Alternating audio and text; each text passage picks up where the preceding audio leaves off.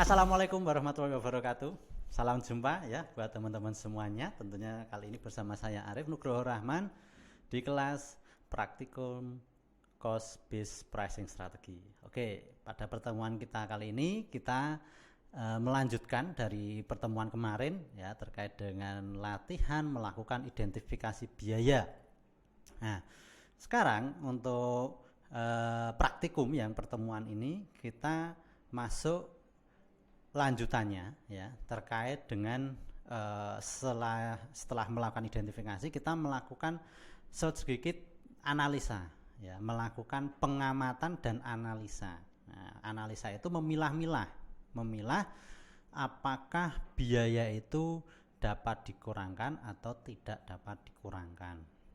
Nah, tentunya ini nanti sebetulnya kita bahas di kelas ya secara offline ya, secara offline nanti teman-teman mengerjakan ya.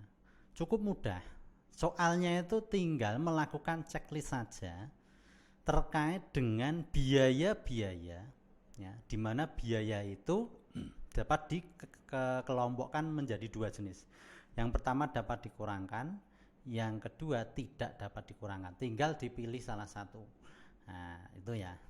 Coba kita mulai, saya diktekan ya, misalnya untuk yang pertama misalnya biaya terkait gaji dan tunjangan. Nah, itu nanti teman-teman kerjakan, silakan dikerjakan.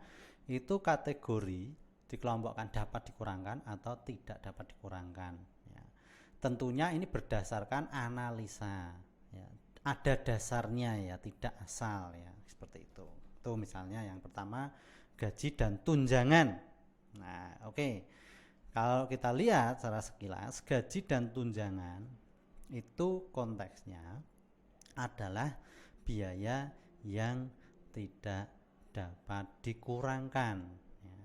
Karena itu merupakan pokok dasar sebagai apa? Dalam mendukung aktivitas. Ketika gaji itu dikurangkan, otomatis nanti analisanya ya, kita secara logikanya kinerja karyawan kan akan berkurang, otomatis nanti itu akan mengurangi produktivitas dari karyawan itu sendiri. Nah, itu sehingga dari kesimpulan itu gaji dan tunjangan tidak dapat dikurangkan. Dan yang kedua honorarium. Nah, honorarium ini kalau dari pengamatan analisa ini kategori biaya yang masih dapat dikurangkan ya. Karena ini nanti berbicara mengenai honorarium kembali ke kebijakan perusahaan masing-masing. Dan itu pun honorarium kan nanti bisa digunakan, dampaknya ya otomatis kan bisa digunakan untuk mengelola pajak ya, pajak dari honorarium. Itu yang kedua. Jadi itu praktek untuk melakukan setelah melakukan identifikasi biaya ya, kemudian kita melakukan pengelompokan ya.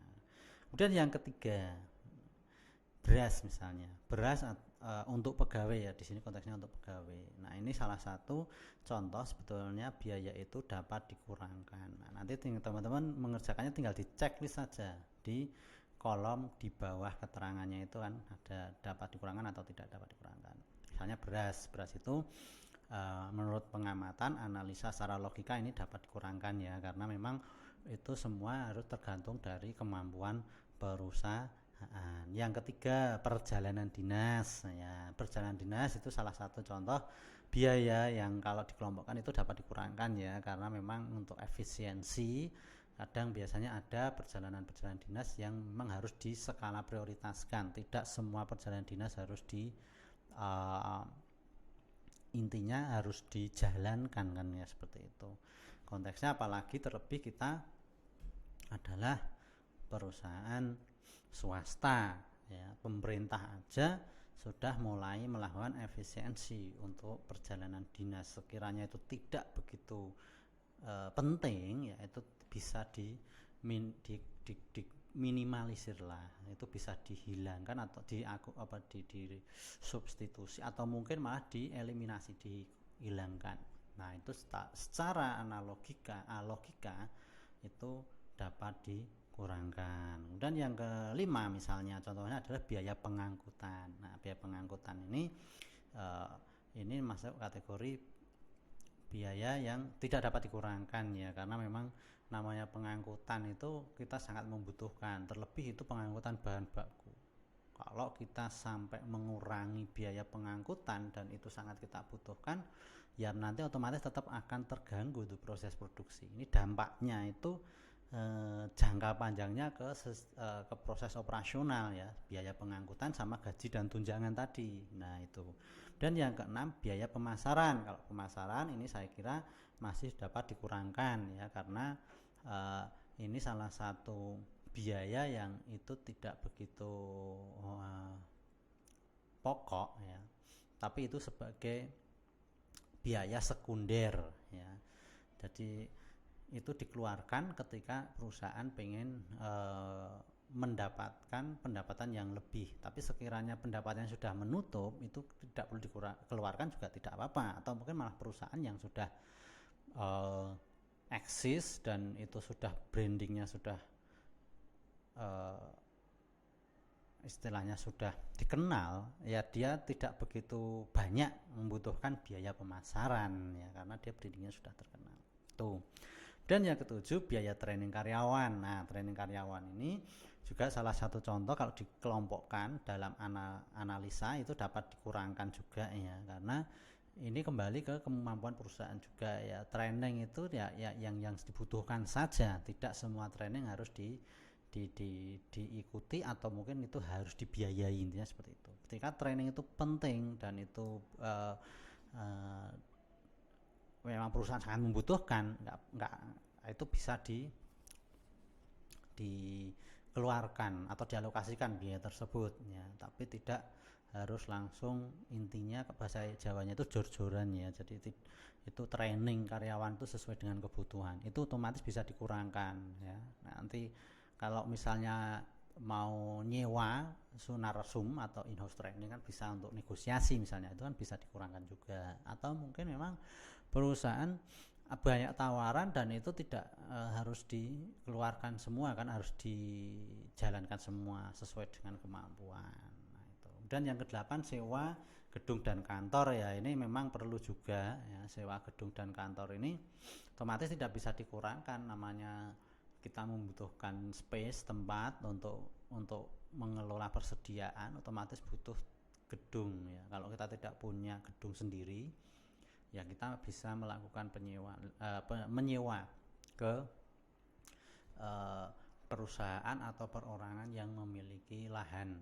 Nah itu tidak bisa dikurangi ya, karena sewa itu termasuk malah itu biaya fix juga ya, fix cost ya. Jadi ketika dia keluarkan, tidak itu mau digunakan atau tidak, ketika biaya sewa sudah dikeluarkan ya itu tidak bisa ditarik kembali, tidak bisa dikurangi lagi. Nah itu salah satu contoh seperti itu. Nah kemudian ada juga biaya reparasi dan pemeliharaan misalnya, itu juga tidak bisa dikurangi ya teman-teman, itu karena itu sudah melekat ya, karena kalau itu nanti dikurangi operasional terganggu itu pasti, karena pemeliharaan dan reparasi ini menyangkut misalnya mesin operasional ya, terlebih mesin operasional itu sangat vital sekali di situ ya. Kalau misalnya itu sampai dikurangi biaya reparasi dan pemeliharaannya ya, itu nanti akan sangat mengganggu proses produksi, tidak sesuai target dan harapan nantinya. Nah, kemudian yang selanjutnya misalnya penghapusan piutang misalnya ya, penghapusan piutang ini salah satu contoh.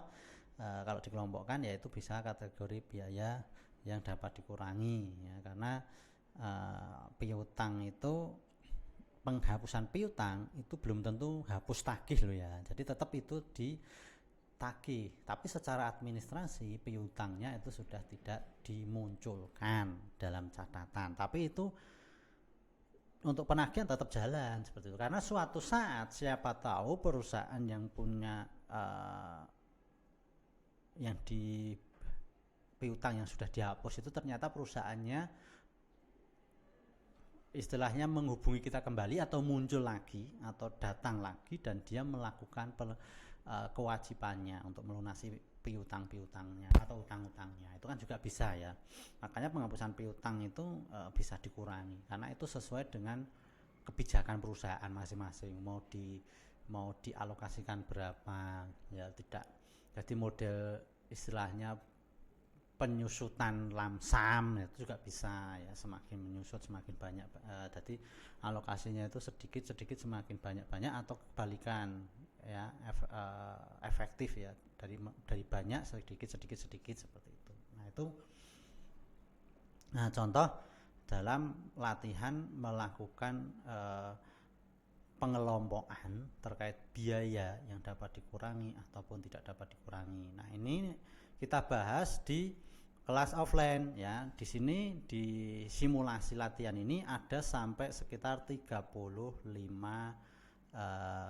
biaya. Nah, jadi nanti teman-teman dari 35 biaya nanti teman-teman lama-lama akan paham untuk melakukan analisa itu. Jadi ini biaya ini bisa dikurangi atau kan tidak bisa dikurangi. Nah itu. Karena ini nanti akan kita gunakan dasar-dasar pengetahuan ini untuk apa? Menyelesaikan kasus-kasus selanjutnya ya, terkait dengan nanti menghitung berapa sih biaya produk per unit. Nah, dari produk itu macam-macam, produk jasa bisa, misalnya pelayanan, atau produk untuk manufaktur, produksi barang seperti itu. Nah itu ya teman-teman terkait dengan latihan praktikum cost based strategi pada kali ini. Ada kurang lebihnya mohon maaf, saya akhiri dulu. Sekian, assalamualaikum warahmatullahi wabarakatuh, sampai ketemu di pertemuan berikutnya.